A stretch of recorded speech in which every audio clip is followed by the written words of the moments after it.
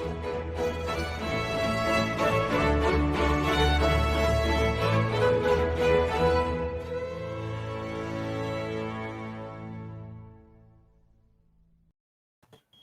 afternoon, ladies and gentlemen, and welcome to another episode of the Daily Fringe Show. I'm your host, Nicholas Lorimer, and today I'm joined by Mr. Chris Hattingh. Chris, how are you doing, sir? Hi, Nicholas and Terence. Doing well, thanks. Looking forward to all the ideas that we're going to have for erecting statues today. Yes, I'm very excited to get to that topic, and I know Terence is too. And of course, we have Mr. Terence Corrigan. Terence, how are you, sir? Just surviving, Nicholas. Just surviving. Very good. Right. So I think I'm probably going to title this episode something like Joburg's Eiffel Tower, and it is just such a fun topic to talk about. So every municipality in the country has to create this thing called the Integrated Development Plan, which is basically, sort of what the city plans to sort of spend money on and focus on in terms of the development in the coming for capital expenditure in the coming year. And this kind of includes everything. We're going to build a new park here. We're going to do this here. We're going to revitalize this street here, whatever, right? So these are kind of at the core of the way that municipal government works. And Johannesburg has just put out their Integrated Development Plan, which has been produced, I think, mostly by the coalition of Johannesburg, with all of the parties involved. And it says a number of things, but one of the more interesting things that it says is that they're thinking of doing what they call a mega tourism iconic project.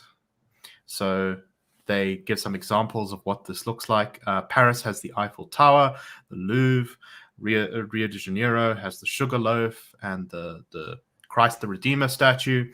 New York has Central Park and Times Square. And of course, Egypt has the pyramids. And so the idea here is that at some point in the future, Johannesburg is going to spend money on building some kind of similar type of structure. I think it'll be probably less like the pyramids and more like the Burj Khalifa in Dubai. So, yeah, an interesting idea. So there's two interesting things about this. One is, what would we build? Would it be a tower? Would it be a giant iron dome? Or as Terence suggested, and I'd like to get your thoughts on this, Terence, maybe a giant statue of a white elephant. There's a sense of unreality about living in South Africa right now. I mean, maybe we could market our potholes as a tourist attraction. Maybe we could just let them go really big and say, invite rock climbers to come and. The thing is, we'd have to really go down that path to compete with Kimberley, and I don't know if we can quite get to that stage. Our potholes are bad, but they're not Big Hole and Kimberley bad. Look, I'm trying to get my mind around this, and it's difficult. As much in this country is difficult to get one's mind around. But it seems to me that these other, great structures that people travel halfway around the world to see, they were designed to showcase something or to serve some sort of purpose. Whether it's, worshipping ancient Egyptian gods at the temples in Luxor, or as office blocks, when the World Trade Center was there, or as a tribute to science in the Eiffel Tower. Here, we want to do something to get in the tourists. Something tells me that building a structure to get in the tourists is not going to get in the tourists. Tourists might see through that, although they might come just for the sort of postmodern novelty value of that. Now, I'm thinking, if we're going to build something Eiffel Tower-ish, there's two thoughts occur to me, and those under 18, please stop your ears. There's maybe something vaguely phallic about it, which maybe says something Freudian. But the other thing is, maybe it sort of represents a large middle finger to the ratepayers of the city. Like, we got the money and you don't, and we're going to build this large thing. Maybe I mean, why stop there? Why don't we go and carve Jacob Zuma's face onto the side of the Drakensberg? We could compete with Mount Rushmore there. I don't know. No. If you want tourists to come to a city like Johannesburg, I think the cultural experience is probably not your first pull. People come to a place like Johannesburg to consume. Whether that's families from the platteland who want to come and eat at nice restaurants, or go shopping in Sandton City, or whether it's people from Zambia who came here because there's theme parks and there's things that they can't Right, I believe we Yeah. get quite a lot of Nigerian tourists coming to Sandton City in particular to buy stuff in the shops there. Look, in previous work I've done, every time there was a conference was put on for guests from outside of Africa, some time had to be set aside for shopping, because there were goods that you could get in South Africa you just couldn't get back home, or at least not at the same price. That's the kind of thing that we need to focus on. Coming to see some ridiculous statue of a zebra or whatever, whatever we're going to do with it. We actually do have cultural treasures in this country, like the art gallery that's apparently growing mold all over the place, destroying priceless works of art. But no, I think that there is something that appeals to the mentality of the governing caste in this country that just sees size and kind of gets excited. So yeah, you want this big pointy thing sticking up in the middle of Joburg. I just want to sort of echo some of that. I went to a conference once, and there were MPs from African countries, mostly from West Africa, like places, Guinea-Bissau, stuff, places where basically no one knows anything about because they're sort of really poor and that kind of thing. And these MPs were super, super, super excited to go to Rosebank Mall. That was what they were super keen on, because it's got shops and stuff there that you just don't have at home. Well, so one of the things that concerns me about this IDP is, I'm sure a lot of it is just carrying over from previously, but this reminds me of something I saw when the coalition government first took over in 2016, when I was a councillor. And there's this incredible amount of inertia because the coalition is not very well constituted, doesn't have a clear idea of what it's sort of trying to do, and because it's so fragile, what ends up happening is the bureaucrats who have been, working the city for 10 years, 20 years, whatever, basically end up running the show. Based off of this IDP here, the story, the news stories on it, it seems like a lot of the stuff that's being talked about here isn't that different from what the ANC government was doing. Now, sure, they haven't actually said, okay, we're going to put X amount of money towards some sort of big mega project. But I was driving around the city yesterday, and it was during load shedding, so it was slightly worse than usual. But the city just looks terrible.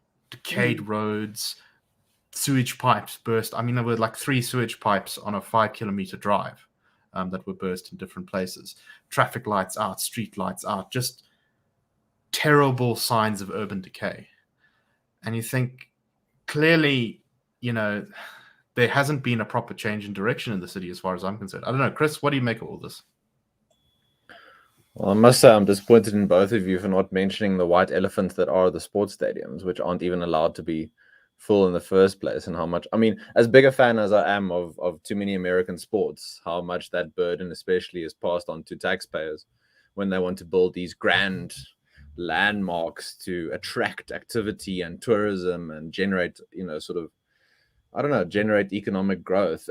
There's a certain hollowness to me about, especially what Terence pointed out with the size obsession, maybe psychologically, and fooling yourself into thinking because it looks big compared to other things on the outside, or it's sort of spent millions and billions on constructing it, that therefore it has to correlate with actual prestige and improving people's lives. It's a very grabbing for the platonic ideal without focusing on the reality on the ground. In terms of policy, it makes me think immediately of things like localization, where it's talked about in terms of reindustrialization and manufacturing, but the rail doesn't exist to move goods from Durban to Johannesburg, and it's now getting washed away in the rains. Those containers are getting washed away when they could have been transported on rail. So it's indicative, I think, of both the inertia, but also just trying to compete with other countries and other municipalities and mayors and governments around the world, whereas you could just be doing the basics right and actually helping your people.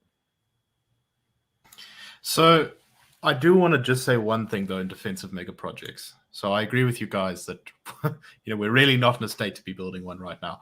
But one of the things mentioned as an example of a mega project is, of course, the pyramids of Giza, which were built 4,000 years ago, something like that, 5,000 years ago. Anyway, very old structures. But if you actually look at how much money they've brought in for Egypt over the last 5,000 years, you'd find that they really actually did pay for themselves in the end. When they were built, they were the biggest waste of money you could possibly imagine, right? They stacked an enormous number of stone blocks on top of each other in the desert. And yet, even by the time of the sort of the birth of Christ, we had Roman and Greek tourists going to Egypt to look at the pyramids. So if you build an audacious enough mega project, I think you can actually make it pay for itself eventually. But it's worth noting that civilizations tend to build mega projects, when they're kind of at their zenith and they want to show off their great power and wealth.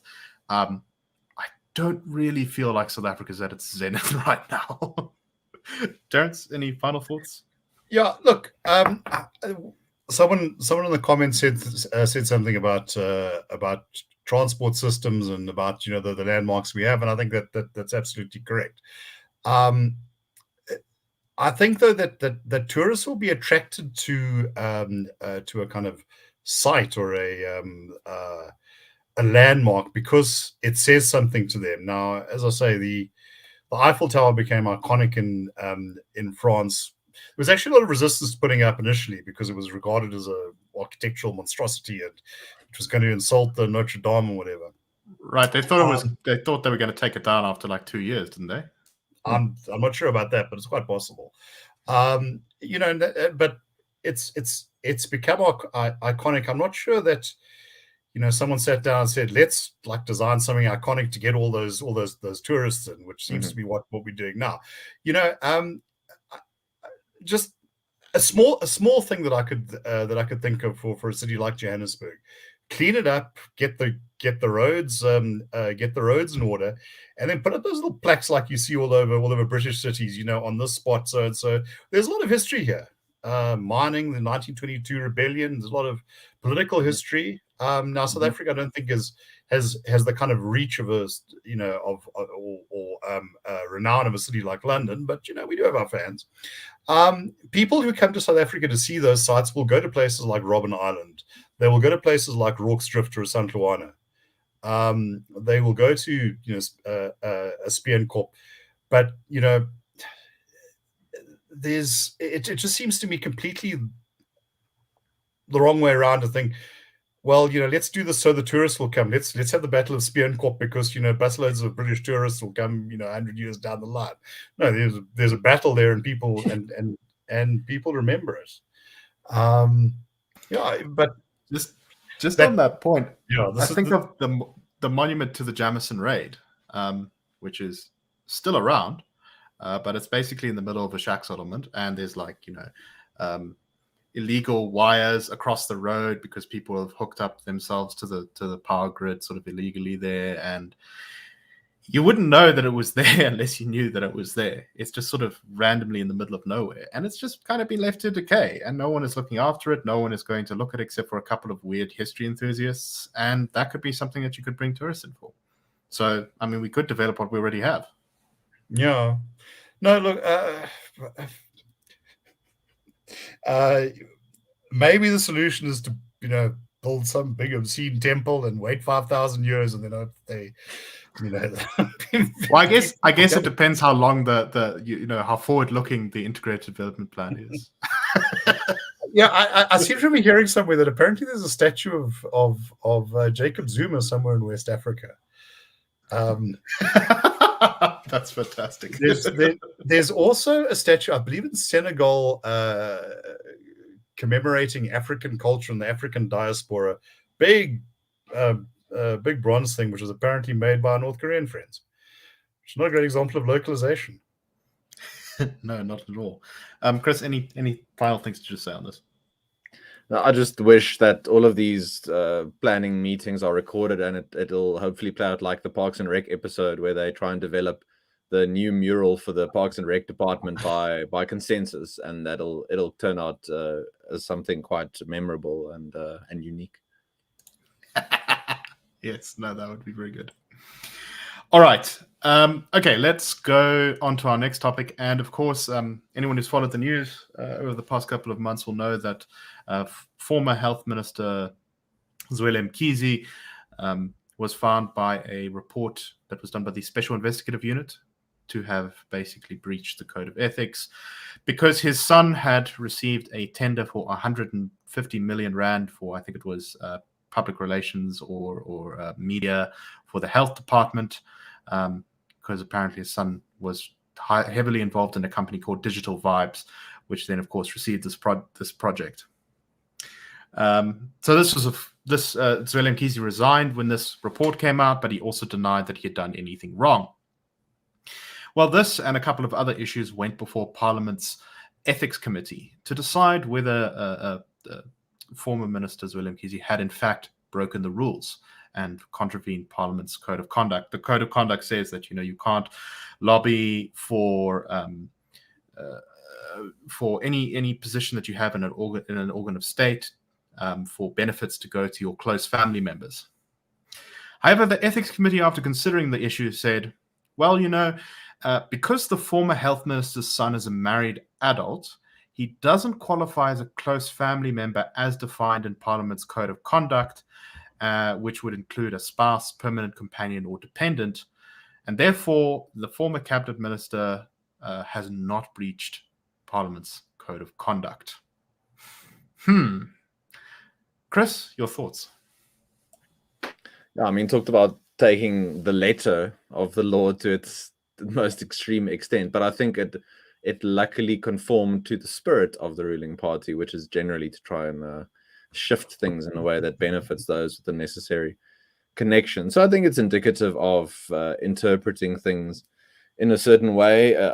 In another context, they would have said, maybe we should follow the spirit and not the letter of the law at all, based on what benefits, you and your family, and if you've got the necessary amount of influence. Maybe there's an element of trying to allay or bring the Mkhize faction of, because apparently the ANC has got many different factions all vying for different things, is trying to bring that faction on board with the main faction, making sure that they retain their support, that faction doesn't go the RET route, for example, because again, you have the RET faction trying to move the Ramaphosa administration in a different direction from what it wants to go. But that's maybe me just being a bit too facetious. Yeah, I mean, another mark against Minister Mkhize, another strong advocate for the NHI, along with people such as Dr. Anban Pillay and Dr. Nicholas Crisp, who has been talking about the NHI recently. Now, that doesn't mean the NHI, for example, is a bad idea on the face of it, just guilt by association. It is a bad idea on its own merits. But I do think it's interesting how the sort of cronyism and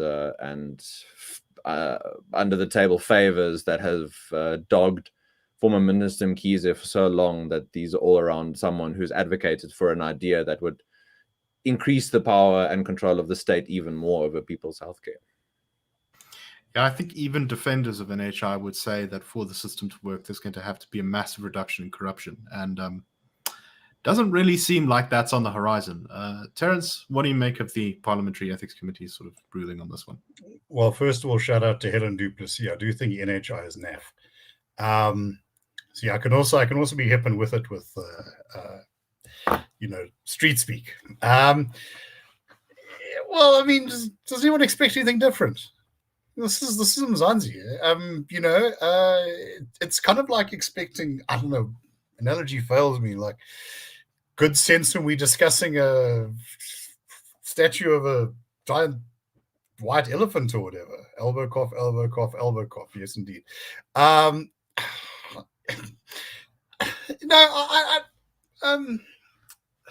Look, I think that I do think that there is a sort of a crude intelligence in this country that can split hairs on the most, on particular issues, into 16 or 17 pieces, but can't recognize the beard on someone's face when it's politically advantageous to do so. So nothing. It's not a beard, Terence. It's a collection of hair. There you go. Yeah, you can take charge of the mega monument. Maybe we can do a big monument to NHI to get the spending started. Like, and we can have it all divided into sections and call it factions. Could we please model it on the little cow mascot for the NHI, the Digital Vibes one from last year? Yes, absolutely. Look, I do think on a serious note, there is this issue still still waits to be properly resolved. How the Minister of Health was having his communications coordinated to appear on the state broadcaster by an external service provider when he has a whole unit in his ministry that's supposed to do that, and where the SABC is not known for its sort of independence of thought. Like, not that they're going to sort of deny the Minister of Health a platform to speak about COVID. There was something, there's something very, very wrong there. And yeah, I think I would have done it for 75 million. Look, I do it for even 20. See, I'm a cheapazoid. No, the sad thing, I think, is that in a couple of days this will all be forgotten and we'll just move on. And we'll still have the National Development National Planning Commission talking about the need for a capable state, where much of what happens in the state proves just how incapable and anti-developmental it is. I don't know. No, I think that's exactly right. I also wonder now, I mean, is kind of anything further going to happen to Zweli Mkhize? I mean, is anyone going to bring charges, or is he going to have to step aside? I mean, I must give at least some credit to the fact that he resigned. Maybe he was pushed by Ramaphosa, but resigning when a completely damning report comes out about you is way better than most people in government do these days. Chris, any final thoughts? No, only on that last point probably was just purely pragmatic to try and play it for the long term, because I think Terence is absolutely correct. Many people have forgotten about it, not even after 6 months, but within 2-3 months, and then he can come back in a blaze of glory, maybe with NHI 2.0 at some point as the new leader of the ANC. I think that's definitely on the cards. Look, I just bear something in mind. He did manage to develop a widespread following, outside the ANC's traditional community. Suburbanites who thought that lockdown was great and whatever. He came across as a voice of reason, follow the science or whatever. Far more so than someone like Becky Cele, who just seemed to love the power for power's sake. So yeah, he did have something of a reputation to try and preserve, and in a paradoxical way, in our gloriously dysfunctional political life, the guy who actually kind of stepped down after being caught with his hand in the cookie jar, can become a hero. No, you're definitely right on that one. All right, let's talk very briefly about a big thing that's going on in the country. I don't know how much we have to say about it, but I think we can just mention it. There have, of course, been massive floods in KZN, and it's not quite clear what the scale of the devastation is, but it seems to be pretty bad, and some people seem to have already been killed in the flooding. One of the consequences of this is that some places may be without drinking water, at least in the short term and possibly going forward, due to rock falls on some of the aqueducts and general sort of disruption. Chris, let me start with you. What do you make of these floods? I mean, it looks like KZN's been having a very rough time recently, and there's now some fears that looting may return in the sort of chaos that follows this disruption to infrastructure. Do you think that's likely? I mean, with an official unemployment rate of over 35%, that sort of thing is definitely possible. Unfortunately, when people are forced into more desperation, maybe they pursue desperate measures on their own. And even as the province, in some small ways, started recovering and rebuilding a bit after last year's riots. I mean, one can even question whether that progress was substantial enough. Probably not. Now they have to deal with this. There are some reports coming out now, but we have to wait for some more data, I think, and just statistics and analysis. But in terms of, again, what Terence often points to, the idea of the developmental state, but not even being able to do the basics right. So early warnings of bad weather, that kind of thing, having emergency response teams ready, having community organization and communications ready, just the very basic networks and connections and communications for the sort of natural disaster that would already have helped quite substantially. I do believe President Ramaphosa might be heading down to observe things on the ground, which, you know, I'm sure the people there will be very happy to know that he's coming to observe at least. But again, it's a few days after the fact. I will say that in this context, it would be the best thing that the government probably could do in terms of just the trade footing, because now Durban Harbour is closed, is at the very least, once things have come to some sort of better, more stable footing, is removing or putting a moratorium on certain tariffs and necessary medical equipment and goods that could be transported in from other countries, to make sure that it's easier to get that in without having to delay it at ports and paying more for it and all that sort of thing. That would at least help, I think, the people there quite a lot more. But yeah, not an easy route forward for the people there, unfortunately. Terence, what do you make of it? Do you think social breakdown is possible? And what else, apart from what Chris suggested, can government do to sort of improve things? Look, KZN has a history of this. About 2/3 of the rain in the country falls in that province. Now, having grown up in KZN myself, actually, the rain is something that I often miss here. Beautiful storms that would go on for 2-3 days. This is the downside. Ladysmith, for instance, built kind of in the bend of a river, and that used to get flooded every 2 years. This is the kind of thing that I think you mentioned President Ramaphosa going there, but it's the kind of thing that I think needs to be handled at a local level. eThekwini municipality is apparently not known for its efficiency these days, although apparently in the 1990s it had some admirers, that it was one of the better run pieces of real estate in the country. But I think, just the general decline over the last decade, something like this hits and it just kind of tips the scales.